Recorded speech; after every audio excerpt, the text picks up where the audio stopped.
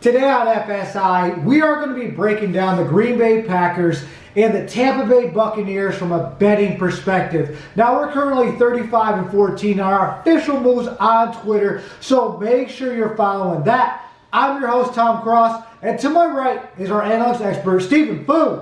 Thanks for tuning in this week. The Bucs are on the road as a 3-point underdog. They're plus 150 on the money line, and the Packers, they're minus 170.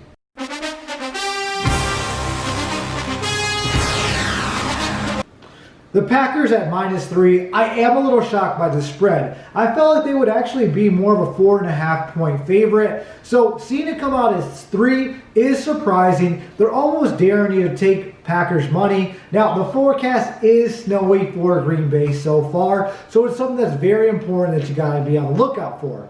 Now in other news, I single-handedly ended Drew Brees' career, and I'm not joking. If you want the story, DM me on Vintage Rush, my IG, and I'll tell you the entire story. But it was pretty crazy. But if you want to be 100% honest with you, thank God for COVID, because I was able to affect Drew Brees.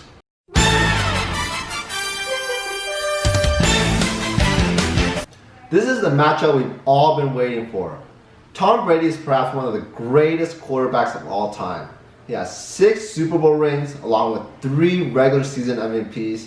He has all the accolades to back up that claim. Now, some would argue that Aaron Rodgers is probably the better quarterback. Now, he doesn't have the 6 Super Bowl rings or the 3 regular season MVPs, but he is way more skilled at that passing the ball. Now, the Bucs are on an uphill battle because this is their 3rd consecutive road game.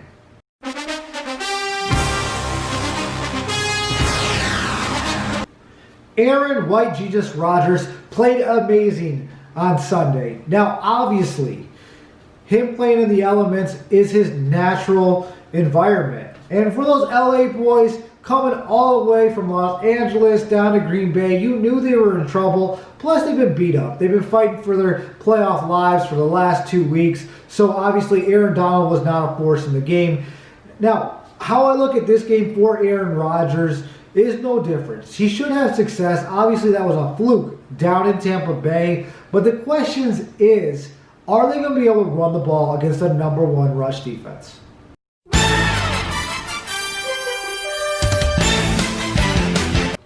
Tom Brady and the Buccaneers were not moving the ball last week. He had below 200 passing yards and a completion percentage below 60%.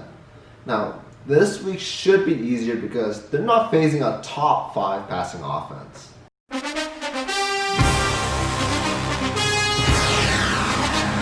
The Packers' offensive line is one of the best in the league. I rarely see Rodgers under pressure. Now, if they're completely healthy, things are going to be looking good for them. They are going to be playing, obviously, a Tampa Bay pass rush that is average to above average in certain positions.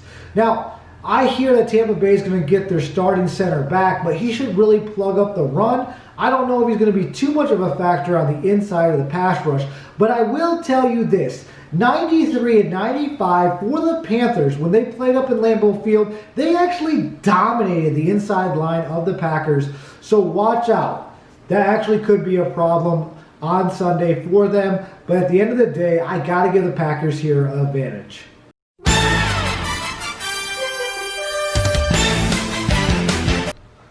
The Bucs' pass protection has not been doing good in the playoffs.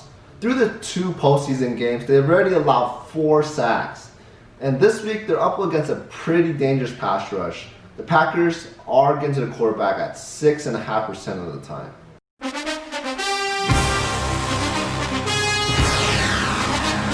The Packers wide receivers love playing in the cold because nobody's going to be ready for it. And obviously, they got 3 solid studs, Lazard, Valdez, and obviously the #1 threat, Devontae Adams. So they are going against a Tampa Bay secondary that is playing with a lot of confidence. It almost got 4 interceptions against the Washington Redskins, even though it seemed like the quarterback did do good against them. In all reality, the defensive backs did drop 4 interceptions. Now, when you fast forward to the Saints, there was actually 6 passes that they could have intercepted. I was obviously getting in Drew Brees' head, and those were 2 interceptions that were accounted for by me in the 4th quarter.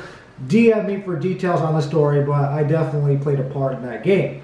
But at the end of the day, I got to tell you what, the Packers wide receivers will have an advantage in this game, and mostly it comes down to traction. They're more used to the elements. They're more used to the field. So if it does snow, they'll have an advantage. If not, it could be anybody's game.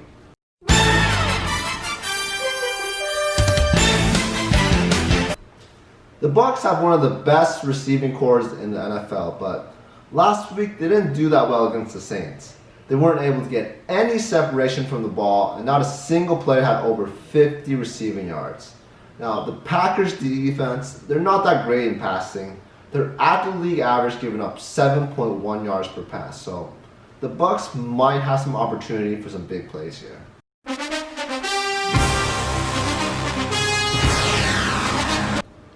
The Packers' run game starts with Aaron Rodgers. Yes, you heard that right. It does not start with Aaron Jones.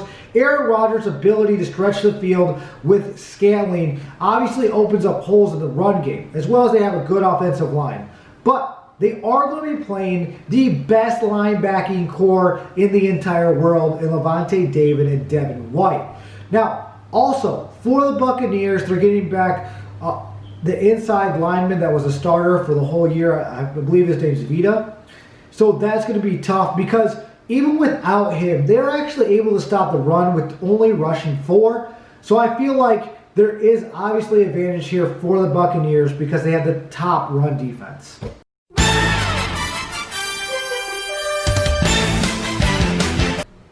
Ronald Jones has returned after missing 1 game due to a quad injury. He did have a pretty good impact against that Saints defense. He averaged just under 5 yards a carry. I think we'll see him be used a lot more this week because the Packers' run defense isn't that great here.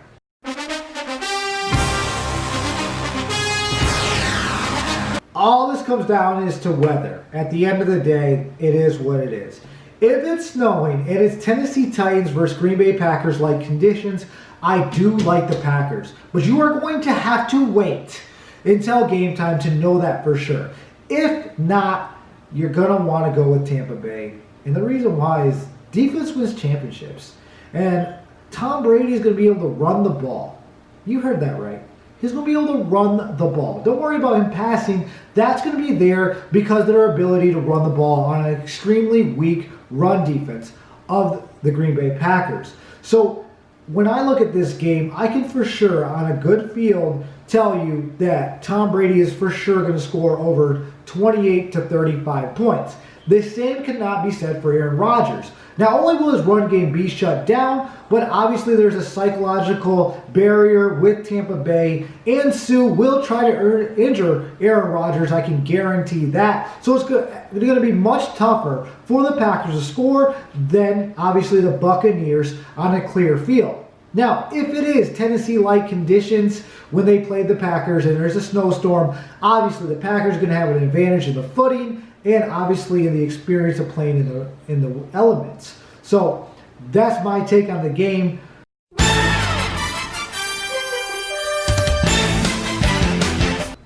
The Packers will be playing at home for the 2nd time this postseason. And at this time of year, rest is very important because the Bucs, they will be traveling for 3 consecutive weeks. Now, I also don't think they have the defense to stop the #1 rated offense and this year's MVP. I think the Packers have a great chance of winning by more than 3 points. Weather. It is the huge factor this week in both games. So remember, we can't predict that. PEDs, injury report. So make sure you're following our Twitter for our official moves. We're 35-14 there. Now, that's it for us. Do us a favor and smash the like button and subscribe. Tell us who you'll be taking in the comments below. We don't care about favorite teams here. Our focus is on making you money. Follow our social media on Twitter, Instagram, or our webpage. The links are below.